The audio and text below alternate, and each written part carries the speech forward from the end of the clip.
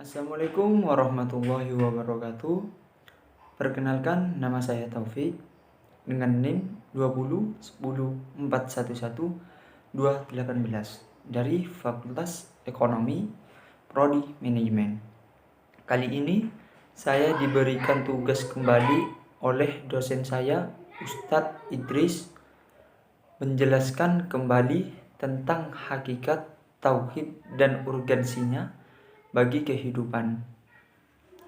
Tauhid berasal dari bahasa Arab, yaitu ahad, yang memiliki arti satu, dari itu menjadi wahada, yuwahidu, dan menjadi tauhid. Tauhid memiliki arti satu atau esa, yaitu mengesahkan Allah Tuhan semesta alam ini. Dan kali ini saya akan memberikan suatu cerita tentang sahabat Nabi Muhammad SAW dari orang berkulit hitam yang namanya mungkin tidak asing bagi kita, yaitu Bilal bin Rabah. Pada saat Bilal masih menjadi budak dari orang kafir, dia memutuskan untuk memeluk agama Islam dan diberikan hidayah hatinya oleh Allah Subhanahu wa taala. Namun ketika majikan dari Bilal mengetahui bahwa dia memeluk agama Islam, maka dia disiksa oleh majikannya di tengah panasnya padang pasir.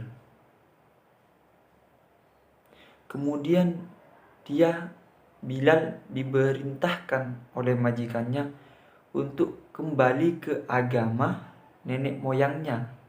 Dan apabila Bilal kembali ke agama sebelumnya, maka dia akan dibebaskan oleh siksaannya.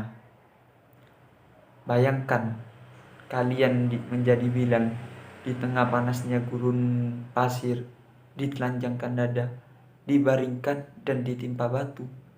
Bagaimana rasa panas dan sakitnya? Namun Bilal hanya menjawab ahad atau satu. Siapa yang satu? Yaitu Allah Subhanahu wa taala. Jadi mempercayai bahwa Allah Tuhan satu-satunya semesta alam sangatlah penting dalam keimanan kita. Jadi intinya tauhid mengetuhankan satu Tuhan. Jadi para pakar-pakar membagi menjadi 3 jenis. Yang pertama tauhid uluhiyah, yang kedua rububiyah, dan yang ketiga tauhid asma wa sifat. Yang pertama tauhid uluhiyah, yaitu meyakini bahwa Allah satu-satunya tempat bergantung dan hanya Allah yang wajib disembah. Yang kedua rubu'iyah, yaitu mengakui bahwa Allah pencipta dan pengatur dunia termasuk segala yang ada di dalamnya seperti tanah, air, api, dan angin. Dan yang ketiga tauhid asma wa sifat, yaitu meyakini bahwa Allah Subhanahu wa taala memiliki sifat-sifat yang mulia yang kita kenal dengan Asmaul Husna. Dan di dalam Al-Quran dijelaskan orang-orang zaman dulu sudah memiliki tauhid, hanya saja mereka tidak tahu bagaimana caranya menyembah Allah yang benar. Oleh sebab itu Nabi Muhammad berada di dunia untuk membenarkan dan mengajarkan bagaimana caranya untuk menyembah kepada Allah yang benar dan tepat. Dan dalam budaya Indonesia masih ada banyak budaya yang masih menyimpang dari ajaran tauhid. Contohnya petik laut.